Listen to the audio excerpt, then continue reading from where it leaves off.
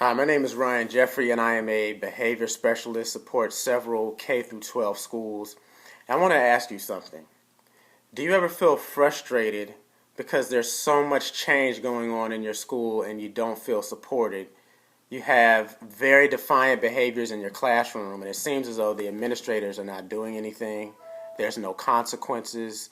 There's new programs constantly being promoted every year, yet nothing seems to really make a difference where you feel like you have a firm grasp on behavior. And you feel that it's really not fair because you went through all the hoops you had to jump through to become a teacher. You didn't go into this for the money. So it is important for you to be happy in this field, and yet you're not feeling happy, you're not feeling satisfied, you're not feeling fulfilled because the behaviors of one or two students or maybe several students are causing you to be very stressed, very frustrated. You don't even have any time to get across the curriculum that you're trying to teach. But that's part of the reason why I created this series, to support you and to let you know that yes, there indeed is a science to compliance. You know, when I first started teaching, I thought that I knew what I was doing because I was very strict, very tough, had a firm set of rules in my classroom, and I thought that because behaviors were managed, that I must have been pretty good at classroom management. However, I transitioned to an alternative school where the same approach that I was taking in public school was causing students to want to attack me, actually to literally attack me in some cases, run out of the classroom, and then now I'm on the telephone calling for support for a resource specialist to come get me out of this situation where I caused the student to go into crisis. And so I had to learn very quickly, just by observing everybody else on the staff, especially the crisis resource specialists, at how to de-escalate students, how to have a totally different approach. So I had to relearn a lot of different things. And eventually, I kind of learned the culture of the school and the culture of how to work with students who are highly frustrated, who do display defiant behaviors. But guess what? I couldn't explain it to you.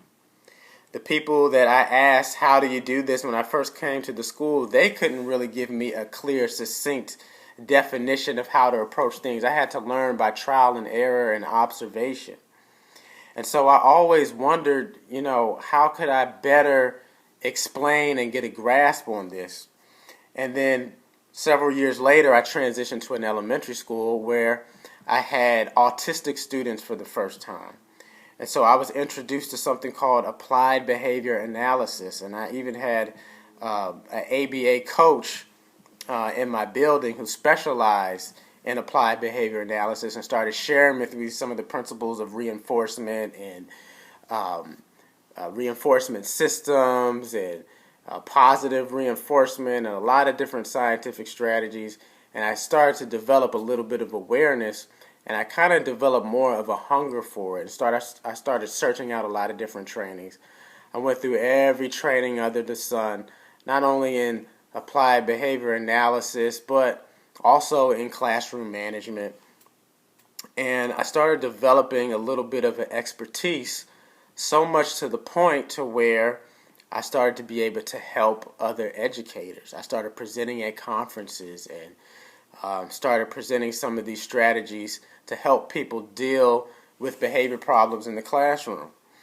And one year, everything changed for me, where I came in school late that year. I transitioned from one school to another because I moved to a different state to be closer to family and that sort of thing.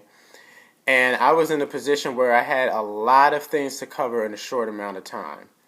But through my faith in behavior analysis, and you have to have the behaviors right before you can get the curriculum right, I started off, even as late as I entered the school year, teaching behaviors and going about teaching behaviors in a scientific fashion. I had autistic students, emotionally disturbed students, learning disabled students, everyone. And I went about teaching behaviors so much to the point to where behavior was almost flawless. And then I introduced curriculum. And what happened was I was able to teach 9 months of curriculum in 4 months' time. And all of my students passed their standardized testing. It was a very fulfilling experience and something that I went about sharing how I did this with other teachers. And I was also, during this same time period, promoted to a behavior intervention specialist. Well, in supporting several schools now, teachers, administrators, helping them come up with strategies for students that had troubling behaviors, throughout this process, I discovered and started to gain insight on a lot of teachers who had experiences greater than my own. Meaning that, yes, I was in the elementary, middle, and high school as a teacher, but I was still limited in the teachers. I hadn't taught every grade. I was limited in my experience. So I started learning how to support a broader range of educators. And in this process, I wanted to become more proficient at supporting them. So I enrolled in yet another graduate program in applied behavior analysis and started really honing in and learning the strategies behind how do you take a student with defiant behaviors and bring them to compliance. Because I was only one person, and when I started this position, I was supporting 11 schools.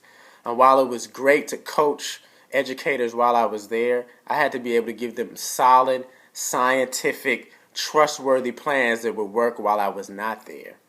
So while I was enrolled in this graduate program, I also was in an internship where I got to sort of experiment with these strategies, use strategies that worked, throw out strategies that didn't work. And then I was able to really refine and come up with a system that I developed, Defiance to Compliance, where I established a firm blueprint of how to take students from defiance to compliance. And the reason I think this is so important is because there's too many teachers out there who feel unsupported. And I felt really good about helping a lot of teachers who were ready to walk out the door, ready to quit, were ready to quit yesterday. And it was really rewarding to help those teachers to stay in the field. It was very rewarding to help students turn around behaviors who were on the verge of getting kicked out the school. And so I thought to myself, I work for a great school system, and they have this role of behavior specialists, and there's a lot of us, and we support schools. Why doesn't every school system have this? It's just not fair. The behaviors that you as a teacher are encountering today, even in the general education classroom, you don't have to be a special education teacher to encounter behaviors from students who either have learning disabilities, emotional disturbance, oppositional defiant disorder. These things are in the general education classroom, in team-taught classrooms, in self-contained classrooms. They're everywhere. Every teacher needs to have these skills. And I thought it's not fair because I was actually asked for support a lot from teachers and educators outside of my realm, and I just didn't have the time. So I spent years developing a system that I could share and that I could present to people and give them access to online courses and all those things.